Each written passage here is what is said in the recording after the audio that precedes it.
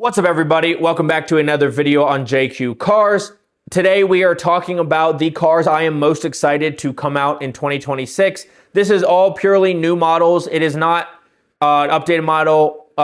It's not a continuing model. It is purely the cars that are supposed to debut or return, which you'll see what I'm talking about, in 2026. Now, these cars are ranked. I did my best to rank them. Rankings could change depending on the day for some of these cars, but I ranked them 10 to 1. I have two honorable mentions as well that I didn't think were worth necessarily being in the top 10, but I just wanted to mention. So we're going to go through 10 through 1, two honorable mentions at the end. So starting at number 10, the Ram TRX. So the new TRX was already announced after I'd already recorded and edited this video. So quick cut in. It's going to have the 6.2 liter V8 with the 2.4 liter supercharger, but it's not the old version that they used in the Hellcat. It's the retuned version that has extra horsepower. So now it's 777 horsepower, up 75, and 680 foot-pounds of torque. The launch edition was previewed. I hope that this is launch edition with an interesting color but horrible graphics. And it's got a new retuned 8-speed transmission, 8-speed auto, and of course it has power going through all four wheels, and it's expected to hit 0 to 60 in about 3.5 seconds.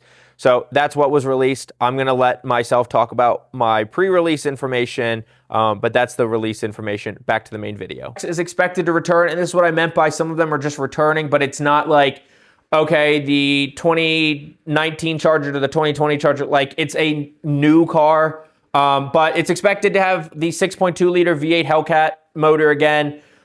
This was replaced with the Ram RHO with the Hurricane inline 6, but people still wanted that loud supercharged V8 in their TRX. So that's what Dodge is going to give us. It's expected to have the looks slightly updated like the Dodge did to match the facelifted Dodge. And the most exciting part is Car and Driver is reporting that they're expecting it to have the red-eye V8. So it's going to be up to 797 horsepower-ish, a 95-ish horsepower bump from the old TRX, so it's an even faster TRX. And, you know, I'm not a big truck guy, that's why this is number 10, but I love the Hellcat motor everything thing that Dodge does. I mean, you can buy a Durango Hellcat again, which they took away and brought back in 2025. But I just love supercharged, big V8, everything. At my core, I am a V8 lover, and I prefer supercharged over turbo just from an exhaust standpoint and a power band standpoint. I like them more, and so I'm excited for the Ram TRX to return. At number 9 is going to be the Baby G-Wagon. Now, we don't know a lot about it. It is a smaller G-Wagon that's going to keep its same boxy style. It has only been seen in camouflage at the time of recording this, and so we don't know what it's going to look like other than it's going to be boxy. It's going to have a spare wheel in the back. What we do know and why this is at number 9, I think this would be a lot higher on the list if this wasn't the case, but it's going to be an EV. I got multiple EVs on this list. I have nothing against EVs, but especially in an off-road situation, I just would rather have gas. And, you know, G-Wagon, imagine if they put a V8 in this G-Wagon, just want like a smaller V8, doesn't have to be the AMG G63 V8, just like a small V8 in it, or twin turbo, 6-cylinder, something like that. But EV is fine. Hopefully they decide to make gas versions in the future, but I still like the G-Wagon. I don't necessarily like the G-Wagon crowd or what it's associated with, but I like the G-Wagons, and we need more small, capable, off-roady SUVs, just maybe not an EV. So at number 8, we have the Porsche 992.1 911 GT2 RS, or just the 992.1 GT2 RS. You probably know what the GT2 RS is. You know the GT3, the GT3 RS, and then the GT2 RS is the more hardcore, most hardcore regular production 911. This one's rumored to have 850 horsepower. Of course, it's going to be a flat 6 like all the 911s, rear engine, crazy. The last GT2 RS was really cool. The GT3 RSs are cool. GT3s are cool, especially if you actually track them. Otherwise, you should probably get a different 911. But the return of the GT2 RS is always cool. And if it's got 850 horsepower, that's just insane. So at number 7, we have the Tello MT1, a new startup EV company that's making this pickup truck, the MT1. Their biggest claim to fame is that it's the size of a Mini Cooper, so it's a small little truck. But it's got a mid-sized truck bed, like a 5-foot bed, which is a pretty big bed. And that's due to the packaging. You're almost sitting like on the front axles, which does concern me a little bit about safety. But you're sitting like over the front axles because they don't have to have an engine there. They just have the motors on the wheels with this being an EV. And then you have a 5-foot bed behind you while maintaining the size of a Mini Cooper. So it can fit in a lot of places.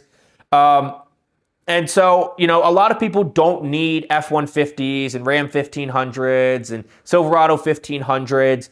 A lot of people just need very, very light trucking duty. So, like, look at the Ford Maverick, how popular that's gotten. And God, what is the Hyundai Santa Cruz, which I actually like the way it looks. I think if you lowered it and did some mods to make it a little faster, it'd actually be really, really cool. And I don't see anyone do that. But most people just need like light truck duty. For a lot of people that want some kind of bed, even the Ranger is like more than they need. Although I think the Ranger is a perfect compromise for a dailyable truck, especially if you need a little more than the Maverick. The MT1 is gonna be really small, so it fits well in cities, but still has a 5-foot bed for some good utility. And it's gonna either be rear-wheel drive or all-wheel drive and between 300 and 500 horsepower, so not slow. It's got good utility for what most people actually need a truck for. And it's just something new and different. That is a little bit scary. A new brand is why it's not higher on this list, because I actually think this is a very cool truck. I think the styling is unique, although maybe a little bit off-putting for some people, but I like the unique designs in the automotive industry. And so I like the Tello MT1. At number 6, we have the Bugatti Tourbillon. Now, from a coolness standpoint, this might be number 1 on the list, but it's just unobtainium for 99.99% of people. From a financial standpoint, and even less of those people will want it. So, there's not going to be a lot of them out there. They're unobtainium for pretty much everybody. But anytime we get a new Bugatti, it's exciting. This is only the 3rd one since the EB110, which, by the way, EB110 is my favorite looking Bugatti of all time. But we had the Chiron, and of course the Veyron. Of course, you had different versions of the Veyron. Then we had the Chiron, and you have different versions of the Chiron. And you've had some performance models in between that are just limited runs. And you even had the one-of-one Bugatti Atlantic that Cristiano Ronaldo bought. But this is only the 3rd new production Bugatti since the EB110. And what's most crazy is it is a hybrid, but it has a V16. I mean, what was the last V16 car? Pre-war era cars? V16s don't really happen. They're not very common. And so getting a V16 on the market is really cool. And it's going to have 1,775 horsepower. I guarantee if it was an American brand, they would bump that up 1 more horsepower to make it 1,776. But 1,775 is a huge amount of horsepower. V16, super awesome. It's super good looking, in my opinion. It's only the 3rd new production Bugatti since the EB110. So all that had to be on the list, and that V16 is going to sound wicked. So that's number 6 on this list. So getting into the top 5, at number 5, we have the new BMW 3 Series. It's based off of the new class concept. The styling is going to be kind of based off of that. It's only been seen in camouflage, so we don't really know what it looks like. We're expected to get an EV version and an inline turbo 4 and an inline turbo 6. So typical 4-cylinder, 6-cylinder 3 Series. We're going to get an EV. It's going to be based off of or inspired by the new class design or concept design, which was apparently inspired by the 2002. I kind of only really see it a little bit. I don't see that a lot, but it was inspired by the 2002. And so always exciting to get a new 3 Series. If we were talking new M3, this would be higher on the list because I've never owned an M3, love the M3s, would love to own an M3, especially the E9X generation. But anytime we get a new 3 Series, it's always very exciting. And of course the M3 won't come right away. And if the M3 takes a year, then when I do this video for 2027, it'll be on that list, of course. But new BMW 3 Series at number 5. At number 4, we have the GT500 replacement. Now, it's the GT500. I don't know if it's going to be able to wear that badge because Shelby, I believe Shelby owns the GT500 name.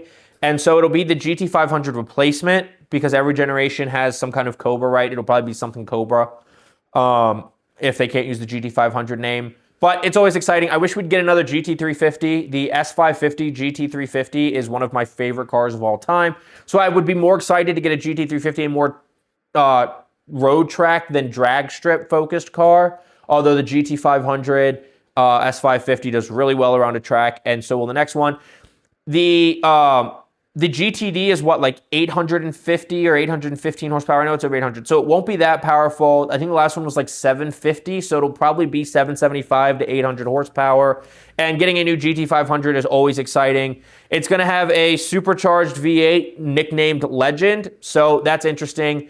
You know, we had the Voodoo in the GT350, and now I'm blanking. It wasn't Legend. Now I'm blanking. If I remember in editing, I'll put it at the bottom, but now I can't remember the last GT500's motor name. Anyways, new GT500, always exciting. It's only been seen in camouflage, so we don't exactly know how it looks. We don't know if it'll definitely be called the GT500, but that's number 4. At number 3, we have the Toyota GR GT. It's just going to be branded as the GR GT, but it is the Toyota GR GT. This is the spiritual successor to the LFA, and I say spiritual because there is going to be a successor to the LFA. They debuted the EV LFA concept, but an EV doesn't feel like the spiritual successor. It's kind of like how the R35 GTR is the spiritual successor to the Skyline line of cars, but there's a Skyline, there's still a Skyline sedan in Japan, which for us was the Infiniti G35 and G37, and then we didn't get it following that. But it's kind of like that, where this really feels like the LFA successor, even if it's not named the LFA. It's going to be a V8 twin turbo hybrid. It's going to be hot turbo, so they're going to be in the V of the V8 for quicker response and all that, and it's expected to be 641 horsepower. I know some people don't love the design, but I love the long hood. I think the rear is just aggressive enough. I really like the way it looks. I'm hoping that it's not $300,000. I'm not going to be able to afford it if it's $75,000. $60,000 would be get rid of both cars and only have that, and that would still be kind of stretching it. So I'm not going to own one, but I really want to see one. I want to see them all about. The LFA was a failure. In fact, a couple years ago, a new LFA was still sold. And so if it's way too expensive, it won't sell. So I hope it's a little bit cheap in price. I love the way they look. I want to hear that twin turbo V8. Toyota makes good V8s, and I want to see them around because it's a really cool, really good looking car. And even the EV LFA looks good as well. It's just a concept, but I won't be as excited for that because I like EVs. I don't love EVs, even though the next two on this list. But at number 2, we have the bright orange Genesis GV60 Magma. Magma is going to be Genesis' new performance sub-brand. Think like M Division for BMW, AMG for Mercedes, Ford Performance for Ford, SRT for Dodge. That's what this is going to be. They're going to start making the new Magma line. They're planning a supercar, and they said they have a lot of plans for Magma Edition cars. And I love this bright orange. That is the press color. But it's supposed to be an EV. Like I said, on this list, I don't hate EVs. It's just some cars I want to be EVs, some I don't. But it's based off of the normal GV60 EV crossover, SUV, whatever. It's going to have 609 horsepower normally. And like when you're on the track, you can put it in boost mode, and it's 650 horsepower in boost mode. They did some chassis work and some suspension work to make it handle even better than the normal GV60, and you can put it in drift mode, which I know that's kind of becoming a gimmicky thing because so many brands are doing it, but it's always cool to have a drift mode, especially in a bright orange performance crossover SUV. But GV60 Magma, number 2. At number 1, this is really kind of 3 cars in one, but we have the Rivian R2, R3, and R3X. The R3X is why this is number 1 on the list, but we'll talk about that one last. All of these are on the same new platform. It's a smaller platform than the R1S and the R1T. The R2 is going to be like a mid-size or smaller SUV, while the R3 is going to be a mid-size crossover. So they're going to be the typical cars that the public buy. Of course, they're EVs because they're Rivian. But the R3X is really why this is number 1 on the list. Like the R3X, if it comes out and I still haven't shuffled out these 2 cars, the daily is probably going to be an R3X, and then we would have a sports car in here.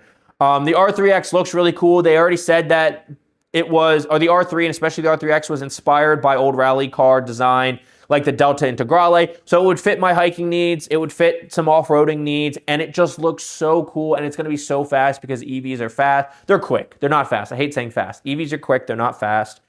Quick is 0 to 60. Fast is top speed.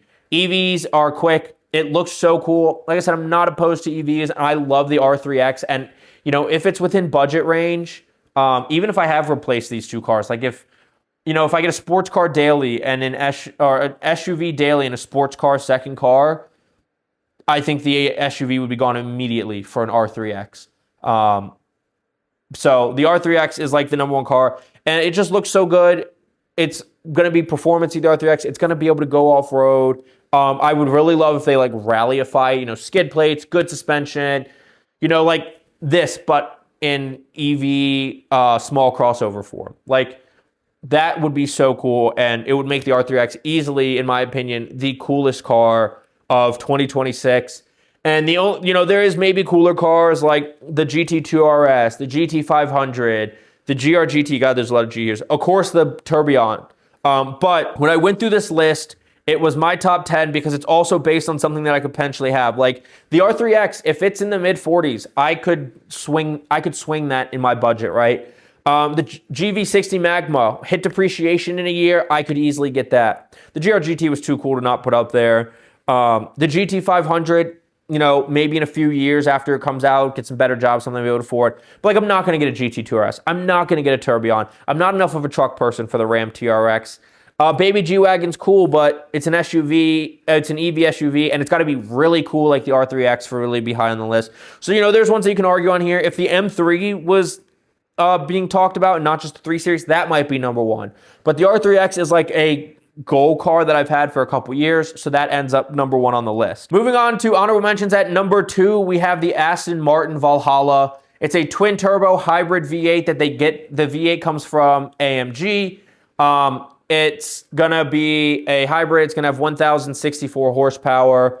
We've known about this car for a while. It's only an honorable mention because I got to see it come out to really believe it's going to come out. It's supposed to come out in 2021. Then I got delayed to 22, then 23, then 24, then 25. And here we are now in 26, and they are still not hitting the road. So it had to be an honorable mention, and it couldn't be number one because at this point, who knows if the car's going to come out? They've been tested. Some journalists have got their hands on it. But, who knows? It could get delayed to 2027 for a number of different reasons.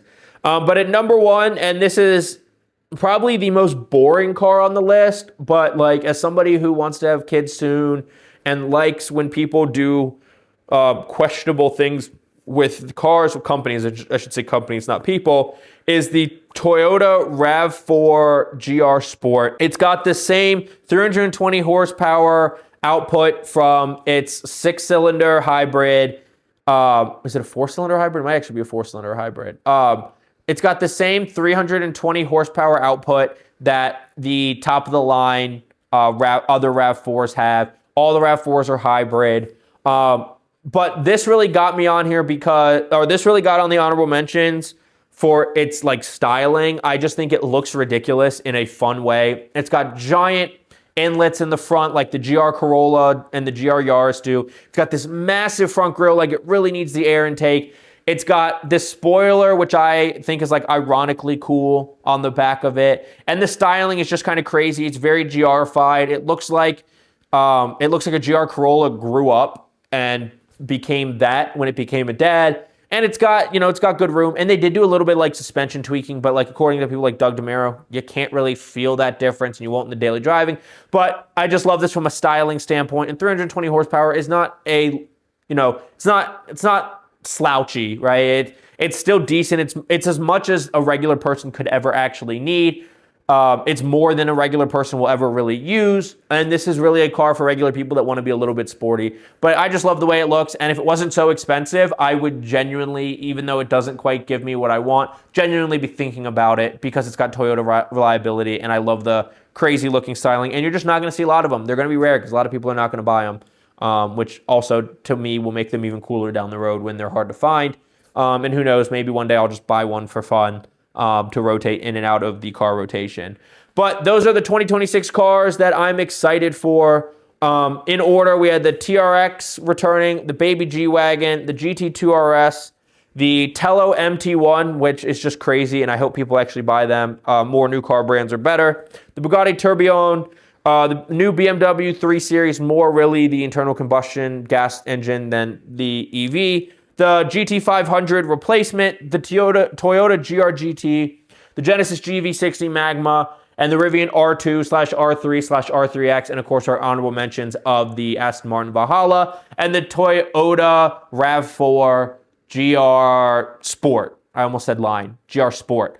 But those are my top 10. Thank you so much for watching. Please don't forget to like, subscribe, and hit that notification bell if you like this type of content and want to see it first. And comment down below what cars you're excited for in 2026, whether that's all new cars, like I pointed out, although I think the RAV4 GR actually already came out, which is also why it's on honorable mention, because it came out at the end of 2025, but it's really a 2026 car. Well, no, the RAV4 came out at the end of 2025. GR Sport is coming out in 2026.